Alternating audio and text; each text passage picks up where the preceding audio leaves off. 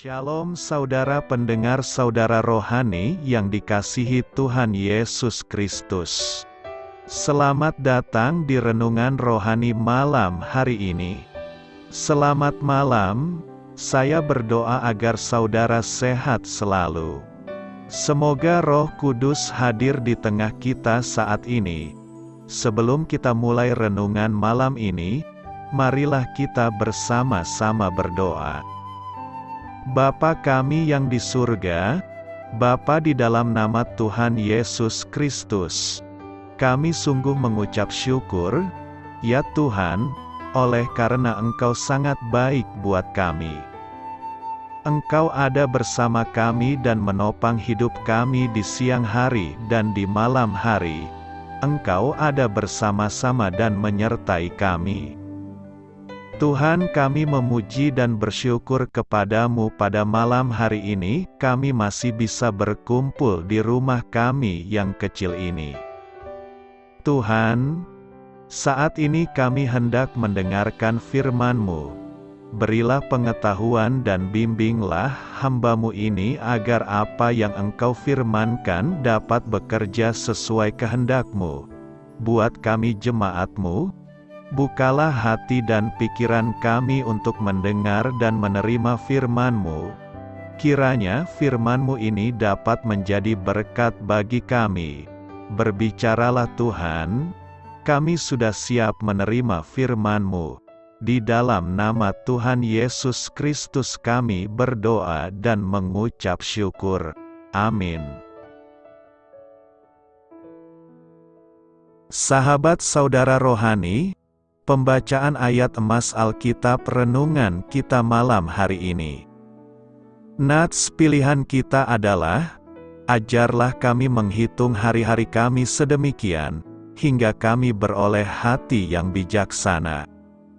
Tertulis dalam kitab Mazmur 90 ayat 12, kata kunci renungan pada malam ini adalah, gunakan dengan bijak. Dan bacaan kita pada malam ini terambil dari kitab Mazmur 90 ayat 1 sampai dengan ayat 17.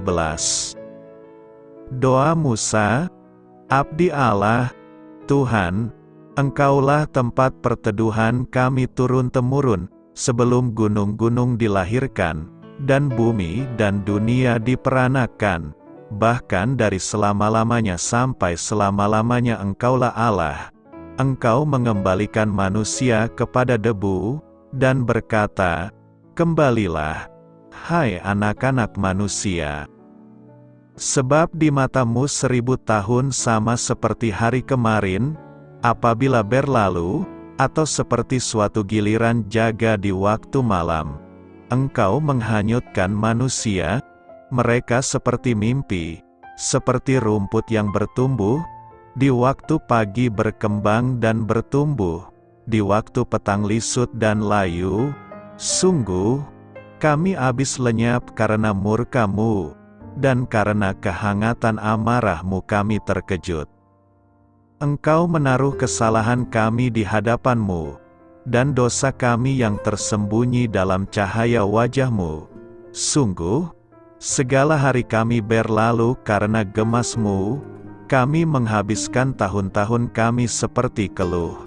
Masa hidup kami 70 tahun, dan jika kami kuat, 80 tahun, dan kebanggaannya adalah kesukaran dan penderitaan. Sebab berlalunya buru-buru, dan kami melayang lenyap. Siapakah yang mengenal kekuatan murka-Mu dan takut kepada gemas-Mu? Ajarlah kami menghitung hari-hari kami sedemikian, hingga kami beroleh hati yang bijaksana. Kembalilah, ya Tuhan, berapa lama lagi, dan sayangilah hamba-hamba-Mu. Kenyangkanlah kami di waktu pagi dengan kasih setia-Mu, supaya kami bersorak-sorai dan bersukacita semasa hari-hari kami. Buatlah kami bersukacita seimbang dengan hari-hari Engkau menindas kami, seimbang dengan tahun-tahun kami mengalami celaka. Biarlah kelihatan kepada hamba-hamba-Mu perbuatan-Mu, dan semarak-Mu kepada anak-anak mereka. Kiranya kemurahan Tuhan, Allah kami, atas kami, dan teguhkanlah perbuatan tangan kami. Ya, perbuatan tangan kami, teguhkanlah itu. Terambil dari kitab Mazmur 90 ayat 1 sampai dengan ayat 17. Topik dari ayat emas renungan kita adalah jangan habiskan waktu dengan sia-sia. Investasikanlah waktu dengan bijak. Mari kita mulai renungan malam kita. Untuk memulai hal baik, serahkanlah segala sesuatu hanya kepada Tuhan. Mari kita mulai segmen kisah inspiratif. Seorang guru sekolah menengah di Los Angeles menerapkan cara yang unik dalam merangsang para siswanya untuk berpikir. Dari waktu ke waktu, ia menulis pesan-pesan singkat di papan tulis yang sama sekali tidak ada kaitannya dengan pelajaran-pelajaran yang sedang diajarkan. Suatu pagi, para siswa melihat angka 25.550 di papan tulis. Seorang siswa mengangkat tangan dan bertanya mengapa gurunya menuliskan angka tersebut. Lalu ia menjelaskan bahwa 25.550 merupakan jumlah hari dalam kehidupan seseorang yang hidup hingga usia 70 tahun. Guru tersebut berusaha menekankan tentang singkatnya kehidupan dan nilai dari tiap-tiap hari. Ketika saya masih muda dan mencoba memandang hari esok, rasanya waktu bergerak begitu lambat. Sulit untuk membayangkan apa yang sering dikatakan oleh orang-orang tua bahwa waktu berlalu begitu cepat sampai-sampai mereka dibuat terheran-heran kemana perginya waktu tersebut. Namun setelah saya bertambah dewasa, ternyata tahun-tahun yang berjalan memang tampak begitu pendek dan cepat berlalu, terutama bila dikaitkan dengan kekekalan. Hal ini memperjelas apa yang dikatakan Yakobus tentang kehidupan. Hidupmu itu sama seperti uap yang sebentar saja kelihatan lalu lenyap. Oleh sebab itu, kita harus menggunakan setiap kesempatan dalam hidup ini untuk menghormati Allah, melayani sesama, dan memberitakan tentang Kristus. Mintalah agar Allah mengajar kita untuk menghitung hari hingga kita beroleh hati yang bijaksana. Tak berkesudahan kasih setia Tuhan. Minggu ini kita memasuki minggu ke-16 setelah Trinitatis. Tema yang akan kita renungkan adalah tak berkesudahan kasih setia Tuhan. Dalam situasi apapun yang terjadi di dunia ini, kasih setia Tuhan takkan pernah habis. Tuhan akan terus-menerus setia mengasihi kita di dalam situasi apapun yang kita alami. Dalam kitab Ratapan ini, kita melihat bagaimana Nabi Yeremia menghadapi berbagai penderitaan dan kesedihan sehingga ia meratapi keadaan itu di hadapan Tuhan. Yeremia meratap atas kerusakan yang dialami Yerusalem secara tragis. Kesedihan Yeremia digambarkan bagaikan seorang yang meratap pada saat penguburan kerabat dekat yang mati secara tragis. Yeremia mengakui bahwa tragedi yang menimpa Yerusalem merupakan akibat dari pemberontakan pemimpin dan penduduk Yerusalem itu sendiri sehingga murka Allah dinyatakan atas mereka. Tetapi di dalam situasi seperti itu, kasih setia Tuhan menjadi titik pijak bagi Nabi Yeremia untuk selalu berpengharapan pada Tuhan. Di tengah-tengah rasa dukanya, Yeremia menemukan harapan dan penghiburan di dalam Tuhan. Yeremia berkata, tak berkesudahan kasih setia Tuhan, tak habis-habisnya rahmat-Nya, selalu baru tiap pagi, besar kesetiaan-Mu. Babel telah meluluhlantakkan Yerusalem. Walau demikian, saat asap masih naik dari antara abu reruntuhan, Yeremia mengerti 3 kunci kehidupan yang luar biasa ini, yakni 1.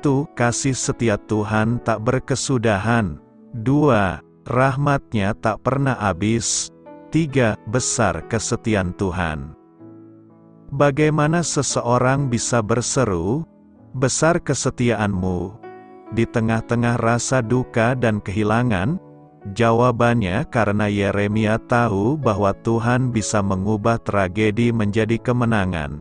Dia mendapatkan pewahyuan tentang kasih setia Tuhan. Kasih yang tak berkesudahan seperti apapun situasi di sekitarnya. Yeremia mengingatkan kembali pribadi Tuhan dalam duka umat yang sedang berduka. Kasih dan kesetiaan Tuhan begitu besar. Itu adalah alasan untuk tetap memiliki pengharapan, mengenal siapa itu Tuhan dan menyadari bagaimana posisi umat terhadap Tuhannya. Masa yang telah berlalu tidak lagi dapat diubah, tetapi masih ada masa yang akan datang. Kesempatan yang Tuhan berikan tidak berkesudahan, tak habis-habisnya, masih ada waktu untuk berbenah diri. Harapan masih ada bukan dengan mengandalkan kekuatan manusia, tetapi mengandalkan kasih setia Tuhan. Pertanyaan kita sekarang adalah bagaimanakah cara kita agar kita mampu mengingat kasih setia Tuhan di dalam hidup kita? Ada beberapa cara yang mampu kita lakukan agar kita mengingat kasih setia Tuhan, yakni: pertama, ingat selalu akan kasih setia Tuhan. Ipuh dalam ayat 19 merupakan ramuan yang diformulasikan untuk membuat sebuah obat yang rasanya sangat pahit bagi orang sakit. Kehidupan manusia sering berada pada kondisi yang terkadang pahit dan mematikan. Tetapi kita bisa membawa pikiran kita untuk selalu mengingat, memperhatikan dan menghitung kebaikan serta kasih setia Tuhan. Pemazmur menulis dalam Mazmur 90 ayat 12, "Ajarlah kami menghitung hari-hari kami sedemikian, hingga kami beroleh hati yang bijaksana." Cobalah untuk tidak terlalu memikirkan serta berhenti menghitung segala masalah dan sengsara kita. Serahkan segalanya kepada Tuhan, karena setiap sengsara kita telah Tuhan hitung dan air mata kita Dia taruh ke dalam kirbat-Nya. Bagian Allah adalah menghitung air mata dan kesusahan kita, sedangkan bagian kita adalah menghitung kasih setia, berkat-berkat dan kebaikan Tuhan. Tuhan tidak pernah lupa akan janji-Nya. Ia akan menepatinya tepat pada waktunya karena Ia tahu waktu yang tepat untuk membebaskan kita dari kesengsaraan kita. Kedua, jadikanlah Tuhan sebagai karta kesayangan. Tuhan adalah bagianku, kata jiwaku, oleh sebab itu aku berharap kepadanya. Terjemahan lain mengatakan, Tuhan adalah harta yang terbesar. Jadikan Tuhan sebagai harta kesayangan, bagian yang terpenting dan segala-galanya dalam hidup kita. Harta dan materi dunia ini adalah hal yang fana. Apa saja dapat membuat segala harta dan kekayaan kita hilang musnah. Daud dengan tepat memposisikan Tuhan atas dirinya. Ia berkata dalam Mazmur 73 ayat 25-26, "Siapa gerangan ada padaku di sorga selain Engkau? Selain Engkau tidak ada yang kuingini di bumi, sekalipun dagingku dan hatiku habis lenyap, gunung batuku dan bagianku tetaplah Allah selama-lamanya." Masalah boleh datang, tetapi masalah tidak akan membuat kita kehilangan segala-galanya. Karena Tuhan yang ada di dalam hati kita adalah harta kesayangan dan bagian yang tidak akan pernah bisa diambil dari kita.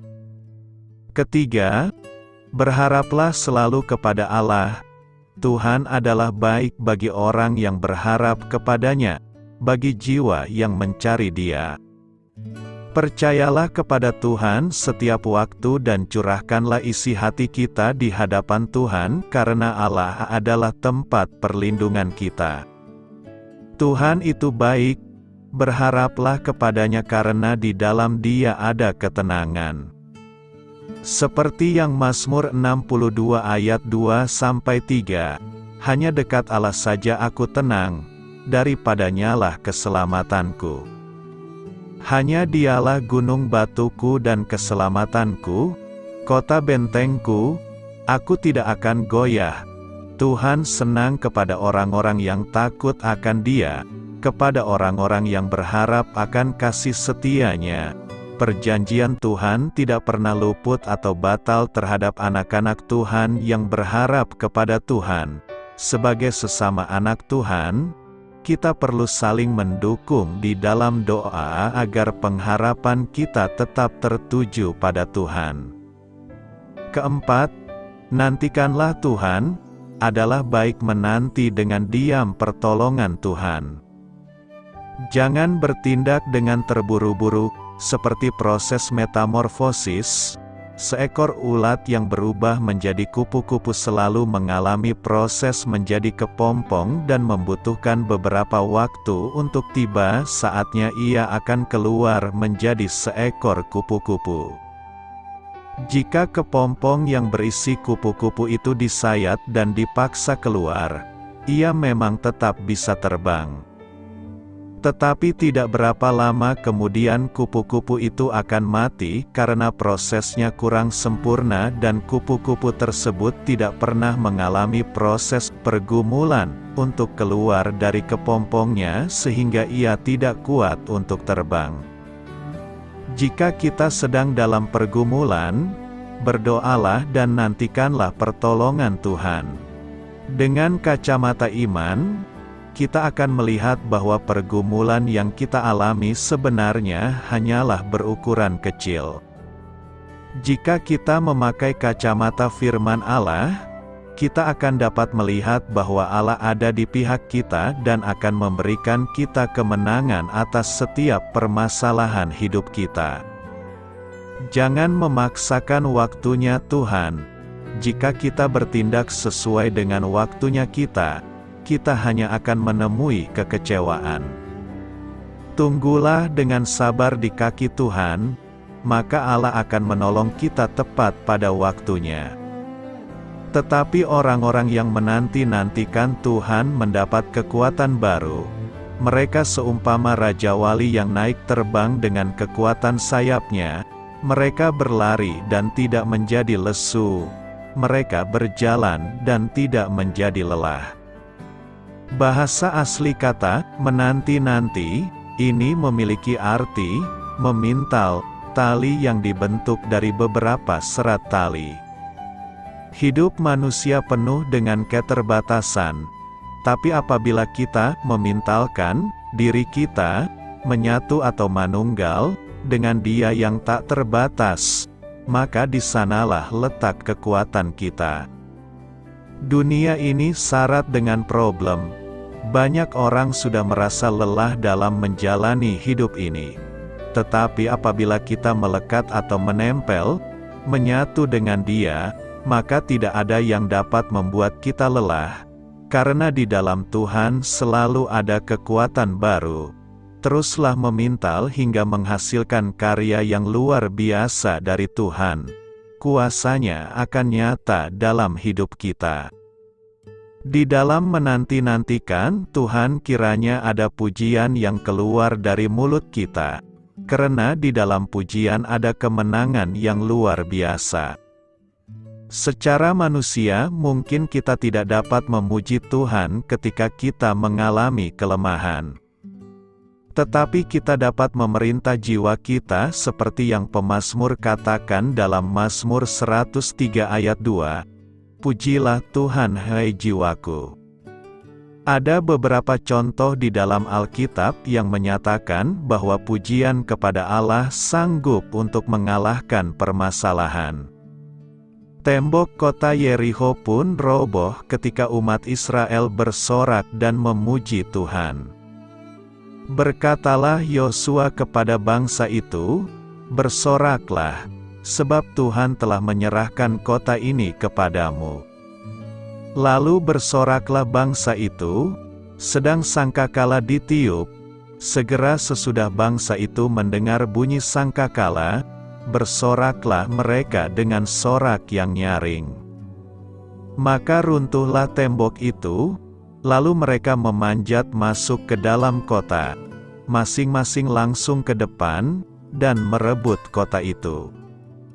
Paulus dan Silas bebas dari belenggu ketika mereka memuji Tuhan sekalipun mereka dalam penjara. Tetapi kira-kira tengah malam Paulus dan Silas berdoa dan menyanyikan puji-pujian kepada Allah, dan orang-orang hukuman lain mendengarkan mereka.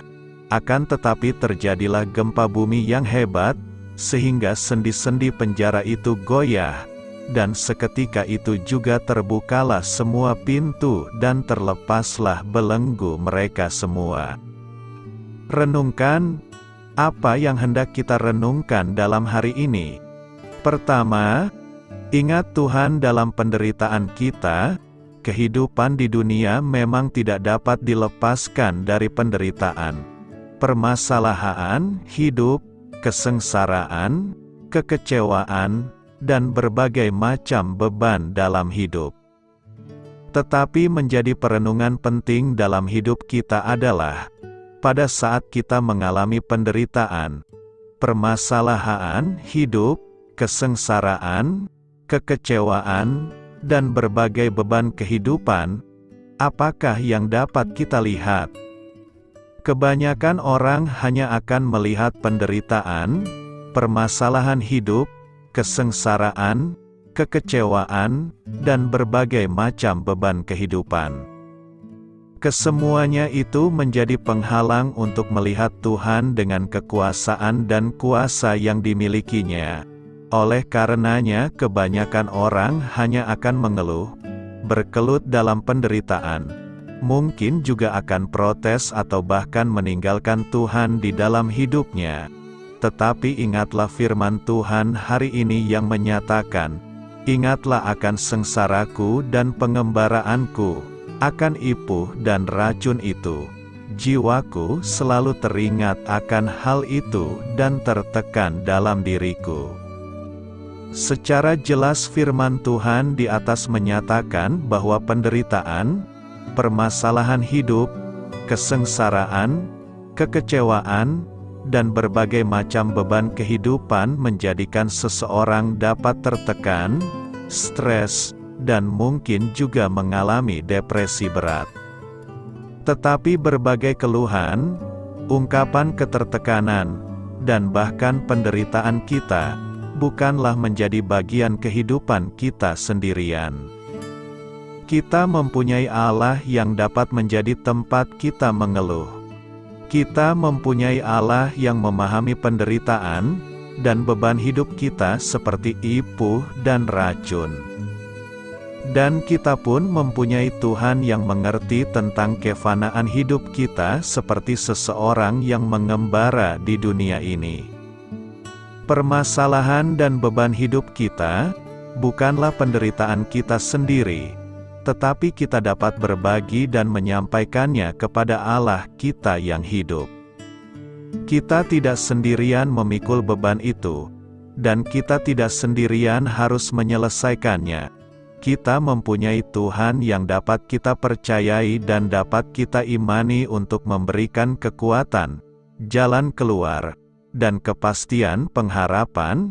Datanglah kita dengan segala permasalahan hidup kita.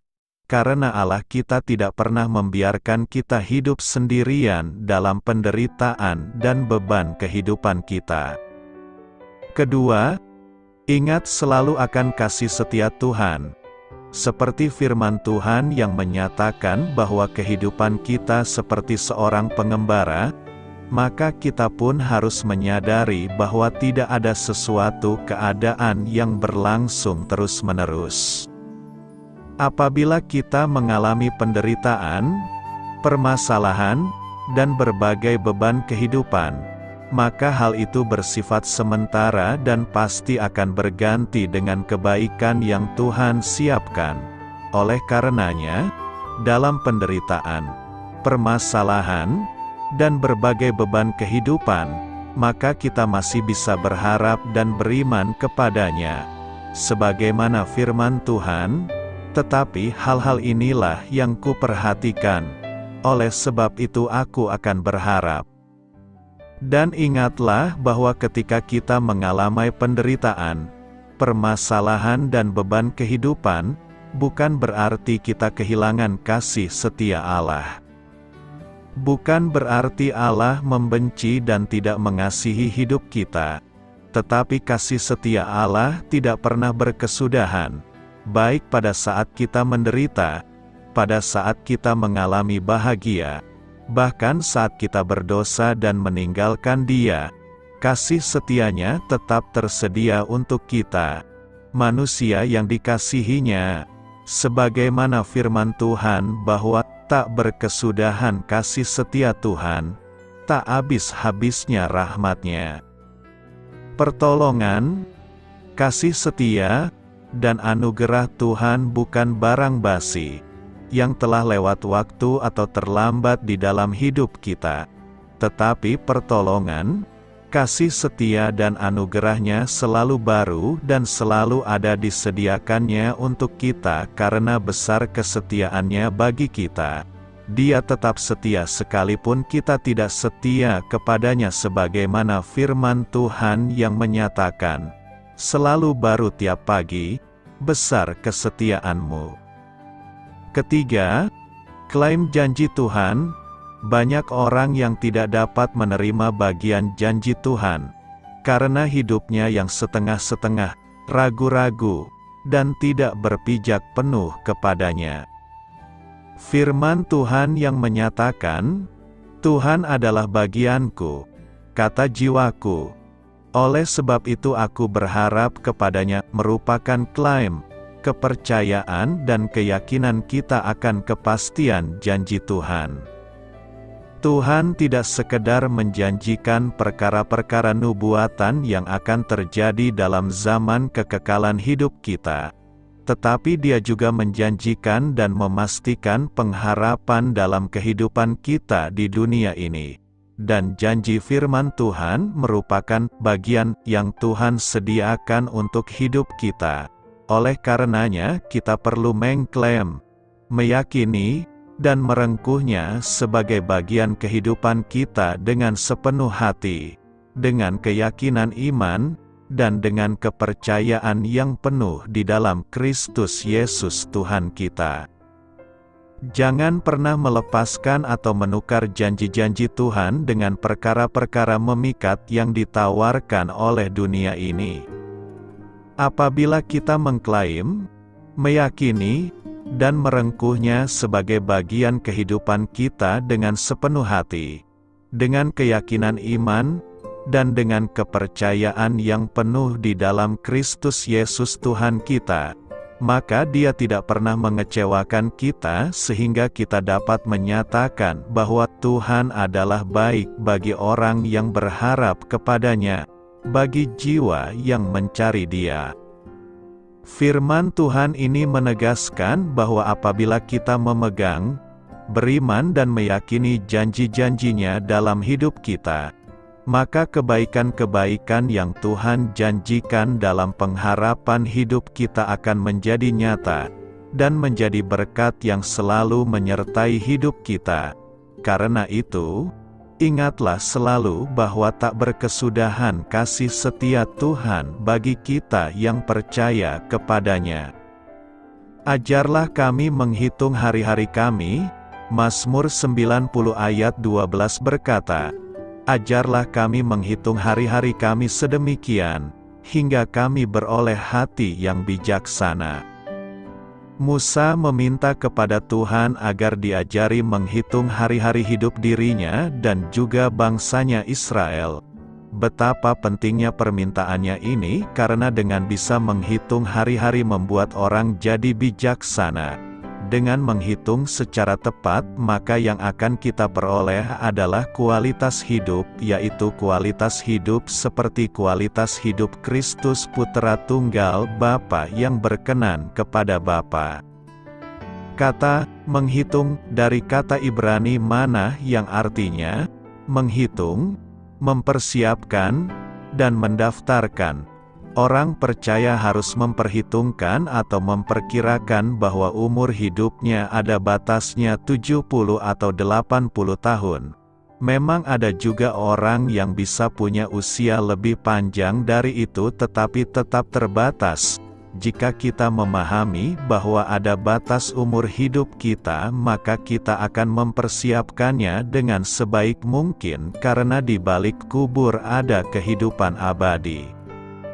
Menghitung hari bukan sekedar mengurutkan hari-hari, minggu, bulan dan tahun.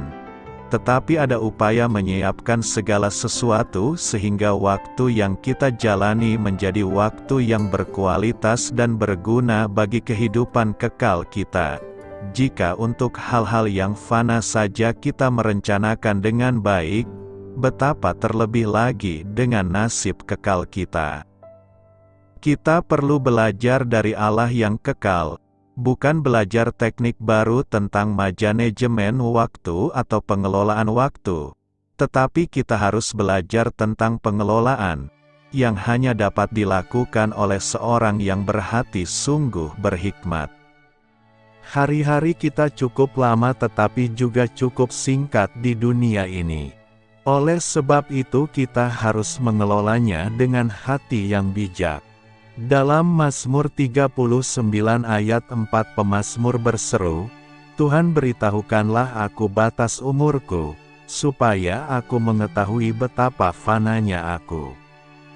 Hidup ini dalam semua pencapaiannya, harus merupakan suatu pelayanan yang setia bagi Allah, yaitu mengetahui apa yang Allah kehendaki dari hidup kita, baginya, bagi diri kita, bagi keluarga dan gereja Tuhan dan masyarakat kita. Dari nas hari ini ada beberapa hal yang perlu kita ketahui berkaitan dengan penggunaan waktu yang Tuhan berikan, di antaranya. Pertama, kita selalu disadarkan bahwa betapa sedikitnya dan terbatasnya hari-hari hidup kita di bumi ini. Mazmur 90 ayat 10 masa hidup kami 70 tahun dan jika kami kuat, 80 tahun, dan kebanggaannya adalah kesukaran dan penderitaan, sebab berlalunya buru-buru, dan kami melayang lenyap. Ada sebuah kenyataan yang perlu kita pahami mengenai waktu hidup manusia di bumi ini dan bagaimana menanggapi pengertian bahwa hidup ini sangat singkat dan sementara. Manusia biasanya tidak pernah sadar bahwa waktunya terbatas sampai suatu saat di mana sudah tidak ada kesempatan lagi.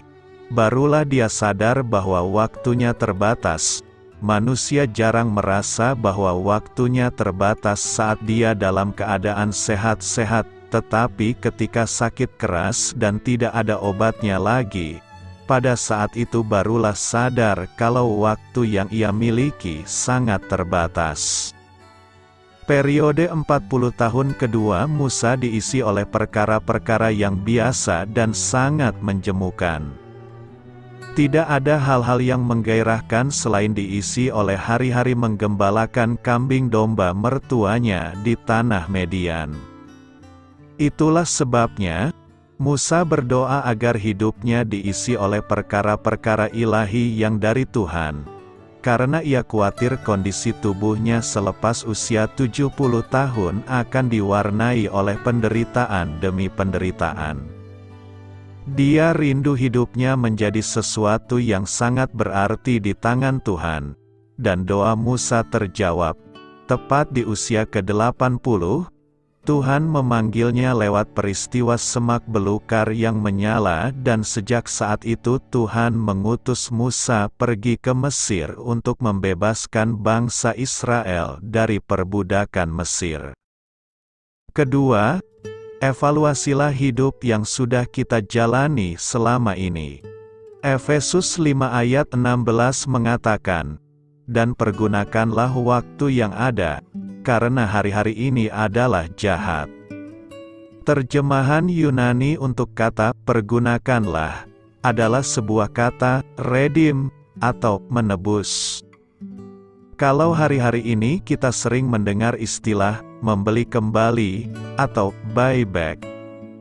Istilah ini biasanya digunakan ketika seseorang membeli barang di sebuah toko namun ternyata barangnya tidak sesuai dengan yang diharapkan, maka toko tersebut bersedia membelinya kembali.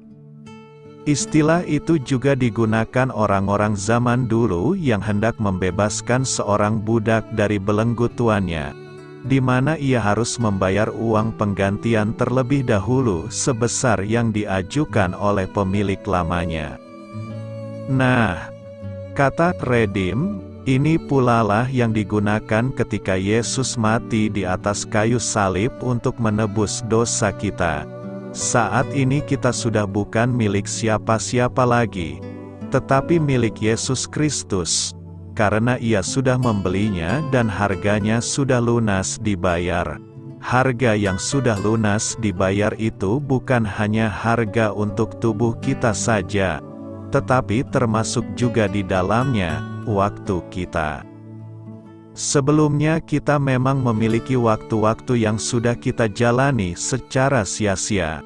Namun, ketika kita ditebus, maka waktu itu menjadi milik Tuhan. Dengan waktu yang sudah menjadi milik Tuhan tersebut, maka waktu yang tersisa otomatis harus kita gunakan untuk hal-hal tentang Kristus. Sekarang, bagaimana dengan waktu sia-sia yang sudah kita gunakan jauh sebelum Kristus menebus kita?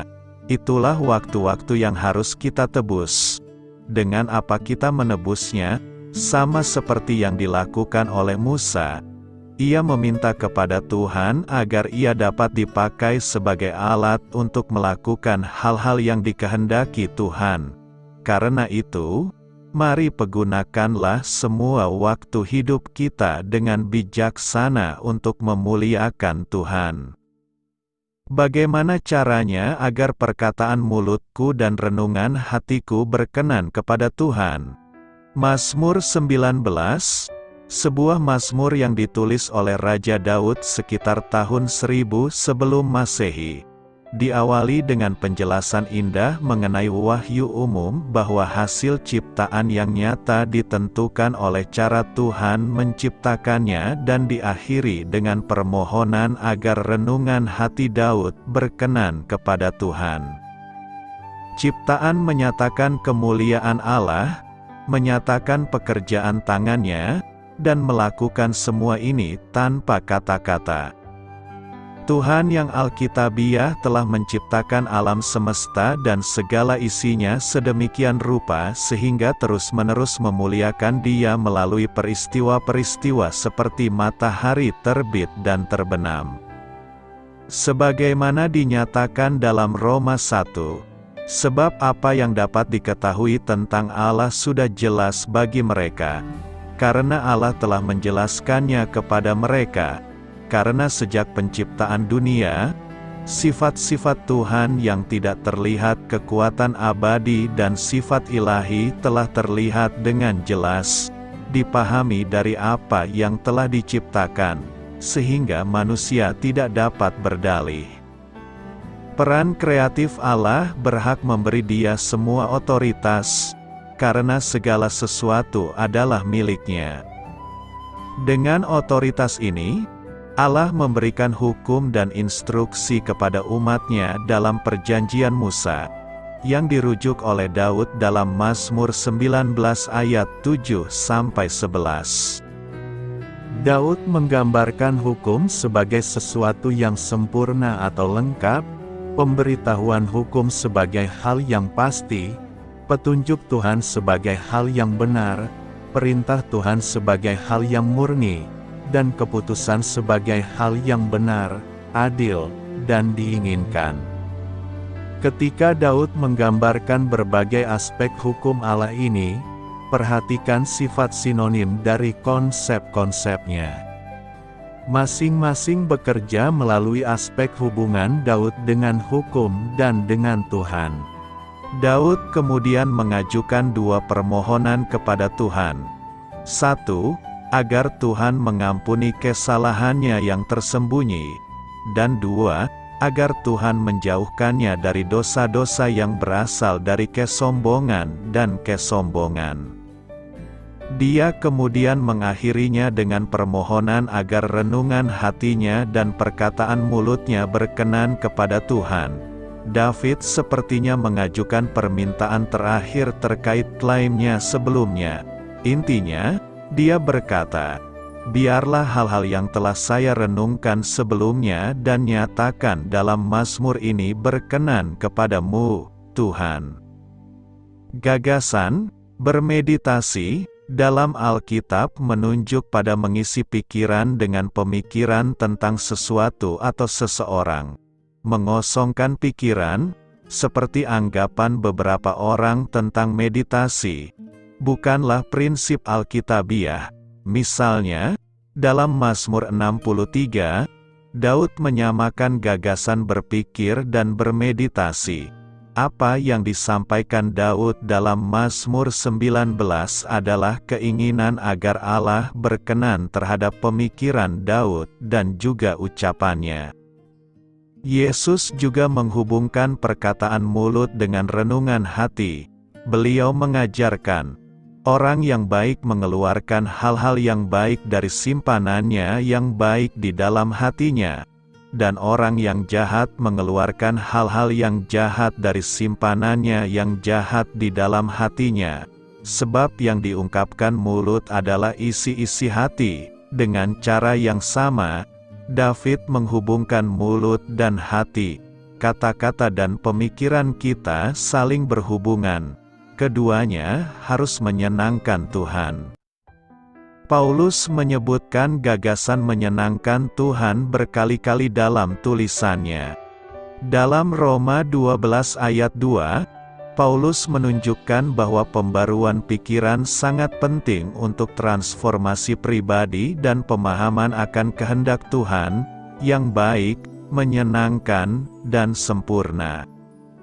Dia mengulangi gagasan ini dalam Kolose 1 ayat 9-10 ketika dia berdoa agar jemaat Kolose dipenuhi dengan pengetahuan tentang kehendak Tuhan sehingga mereka kemudian dapat melakukan apa yang berkenan kepada Tuhan. Ia juga memberitahu Timotius bahwa kitab suci diilhami oleh Allah dan bermanfaat, menjadikan hamba Allah diperlengkapi untuk melakukan setiap pekerjaan baik. Perbuatan-perbuatan baik ini adalah perbuatan-perbuatan baik yang diciptakan kembali oleh umat Kristiani di dalam Kristus untuk diselesaikan dan telah ditentukan sejak semula oleh Allah. Pikiran harus diisi dengan apa yang diridai Allah, sehingga mulut dan bagian tubuh lain yang diperlukan untuk bertindak, juga dapat melakukan apa yang direstui Tuhan.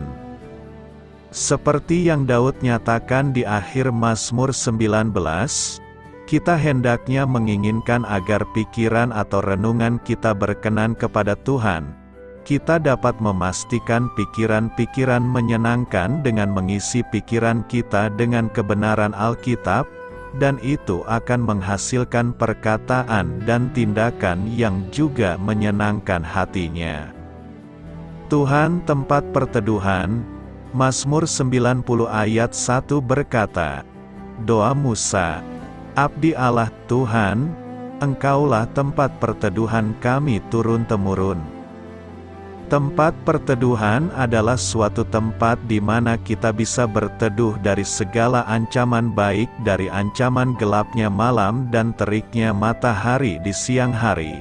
Manusia membutuhkan suatu tempat berteduh yang baik dan nyaman.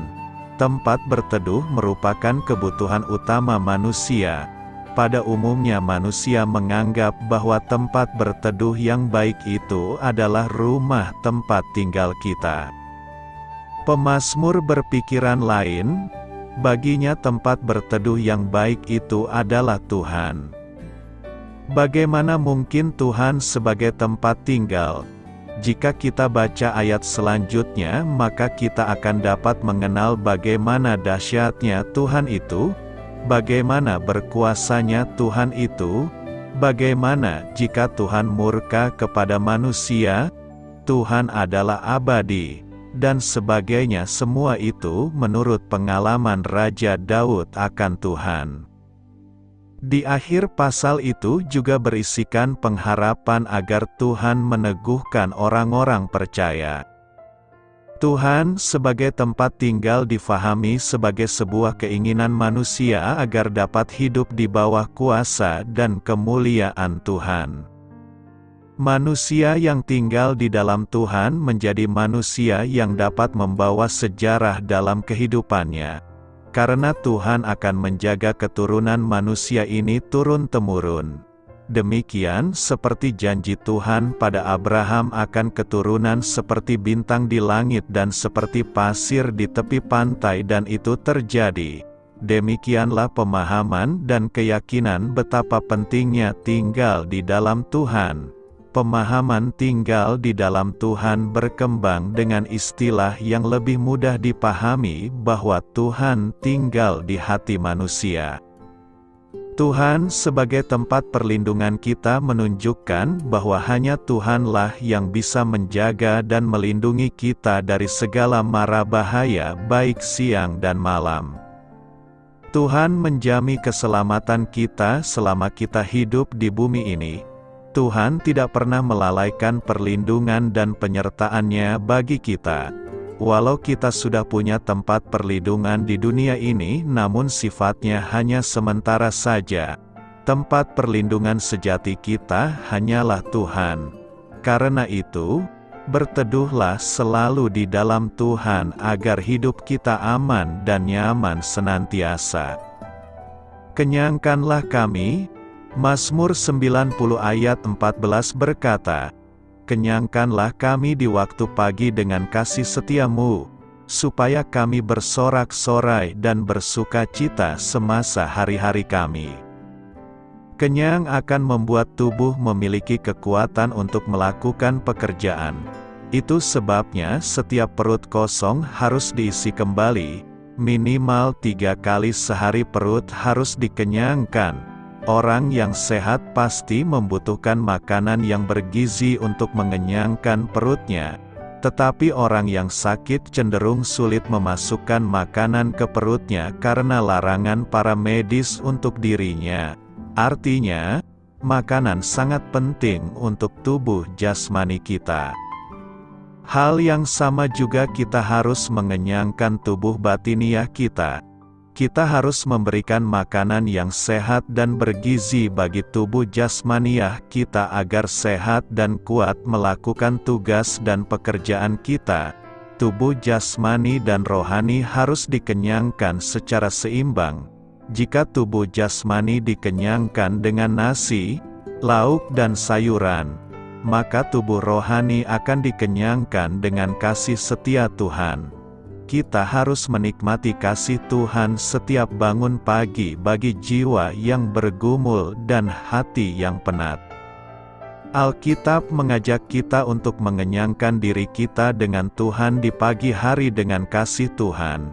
Kitab suci mengatakan bahwa jika kita menjadi kenyang oleh Tuhan di pagi hari, maka kita juga dapat memiliki sukacita penuh sepanjang hari-hari kita. Jadi bagaimana kita dapat mengenyangkan diri kita dengan kasih Tuhan di pagi hari? Menurut saya ada 3 hal yang dapat kita lakukan. Pertama, berdoa di pagi hari. Hal pertama yang dapat kita lakukan adalah berdoa kepada Tuhan di pagi hari. Ini merupakan sebuah kebiasaan yang bahkan Yesus pun lakukan. Pagi-pagi benar, waktu hari masih gelap, ia bangun dan pergi keluar. Ia pergi ke tempat yang sunyi dan berdoa di sana. Kita dapat berdoa kepada Tuhan untuk menceritakan tentang rencana dan harapan kita untuk hari ini, meminta penyertaan-Nya sepanjang hari ini, meminta kehendak-Nya atas hidup kita agar terjadi hari ini, membantu kita untuk tetap bersukacita dan bersyukur sepanjang hari ini, dan membukakan berkat-Nya untuk keluarga kita hari ini. Berdoa di pagi hari merupakan sesuatu yang sangat penting. Kedua, membaca Alkitab di pagi hari. Hal kedua yang dapat kita lakukan di pagi hari adalah membaca Alkitab. Banyak sekali perkataan-perkataan Tuhan yang dapat menguatkan kita di dalam Alkitab. Ketika kita sedang lemah, tidak bersemangat, kesulitan untuk bersyukur, perkataan Tuhan dapat membantu dalam mengingatkan diri kita bahwa Dia baik dan Dia belum meninggalkan kita. Seringkali kita lupa bahwa kita memiliki Tuhan yang Maha Kuasa dan juga Maha Pengasih karena kita lupa untuk membaca perkataan-perkataannya di dalam Alkitab. Doa adalah bagaimana kita berbicara kepada Tuhan. Pembacaan Alkitab adalah bagaimana Tuhan berbicara balik kepada kita. Bagi sebagian orang ketika sibuk menjadi lupa berdoa. Tetapi tidak demikian dengan Martin Luther, tokoh reformasi gereja. Ia berkata bahwa ia memiliki begitu banyak hal untuk dikerjakan sehingga ia meluangkan 3 jam pertama setiap hari untuk berdoa. Ketiga, memuji Tuhan melalui puji-pujian di pagi hari. Hal ketiga yang dapat kita lakukan di pagi hari adalah memuji Tuhan melalui puji-pujian. Saya sangat suka lagu puji-pujian karena lirik-lirik yang terkandung di dalamnya biasanya dapat mengingatkan saya kembali akan kasih Tuhan dan akan siapa diri saya di dalamnya. Daud bersyukur kepada Tuhan untuk kasih setia Tuhan yang selalu baru setiap pagi. Ia menyanyi, bermazmur dan menyembah Tuhan. Daud senantiasa mengharapkan Tuhan lebih daripada seorang penjaga yang mengharapkan pagi. Daud menyatakan kasihnya kepada Tuhan dengan doa sebagai percakapan dengan Tuhan secara pribadi. Bila setiap pagi kita merenungkan kebaikan Tuhan, maka apapun yang terjadi sepanjang hari tetap membuat kita bersyukur. Karena itu, mari awali hari kita setiap pagi bersama Tuhan. Maka kita akan mengalami kekuatan dan ketenangan dalam menjalani kehidupan sepanjang hari. Kita bisa bersorak-sorai sepanjang hari karena kebaikan Tuhan. Beritakanlah Injil kepada segala makhluk, hormatilah semua orang. Selamat beristirahat malam dalam kasih setia Tuhan. Doa saya menyertai saudara sekalian, mari bertumbuh dalam iman bersama saudara rohani. Saya memberkati Anda agar sewaktu Anda mencarinya dari Dia, Bapa Surgawi Anda akan memberikan bagi Anda roti harian Anda. Dalam nama Yesus Kristus, Tuhan yang berkuasa atas alam semesta dan menuntun kita kepada iman yang menyelamatkan, Tuhan Yesus menyertai senantiasa. Terima kasih sudah berkenan mendengarkan renungan malam saudara rohani. Tuhan memberkati. Amin.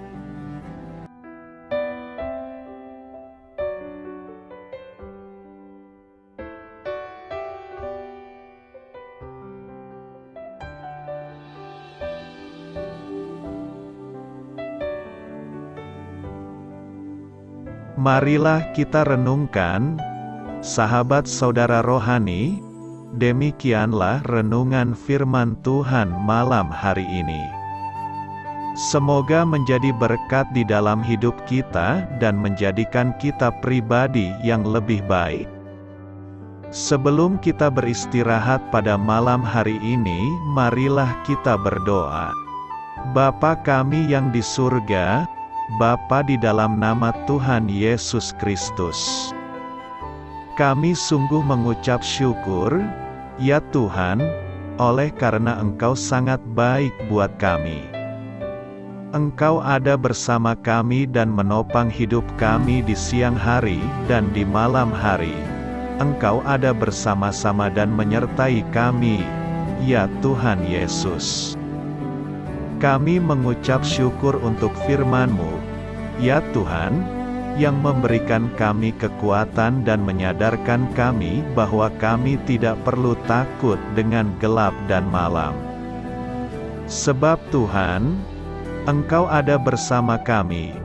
Engkau melindungi kami dan menjadi perisai bagi kami hamba-Mu berdoa saat ini. Tuhan, untuk setiap pendengar renungan ini yang mengalami ketakutan, kecemasan, kegelisahan, pada situasi gelap dan malam hari di dalam nama Tuhan Yesus Kristus. Kuasa Tuhan melepaskan mereka dari segala ikatan roh-roh ketakutan yang mengikat mereka saat ini. Tuhan melepaskan setiap anak-anak-Mu dari segala rasa takut dan kecemasan. Di dalam nama Tuhan Yesus segala kuasa-kuasa roh jahat, kuasa setan iblis yang mengganggu anak-anak-Mu, ya Tuhan, tolong hancurkan dan halaukan dengan kuasa-Mu. Dalam nama Tuhan Yesus Kristus, berkati setiap kami anak-anak-Mu, ya Tuhan, dan lindungilah kami. Kami aman di dalam Engkau. Ya Tuhan, penuhilah setiap hati kami dengan keberanian, damai sejahtera, dan sukacita serta ketenangan yang dari Tuhan. Berkati kami di malam hari ini, saat kami tidur dan beristirahat. Kuasa-Mu, ya Tuhan, menaungi setiap kami, memberkati dan melindungi kami. Bangunkanlah kami kembali besok pagi dengan kekuatan yang baru. Tubuh yang sehat diberkati Tuhan dan berkat-berkat yang baru Tuhan sediakan bagi kami. Terima kasih, ya Tuhan, kami sungguh mengucap syukur untuk firman-Mu yang menguatkan kami. Dalam nama Tuhan Yesus Kristus Juru Selamat kami, Bapa kami yang baik, kami mengucap syukur dan berdoa haleluya.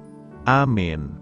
Biarlah firman Tuhan menjadi pengingat untuk kita semua, bahwa tuntunan dari Roh Kudus akan selalu memberi jalan keluar bagi setiap permasalahan hidup kita, dan memberi kedamaian di hati kita. Amin. Sampai jumpa di renungan malam saudara rohani berikutnya.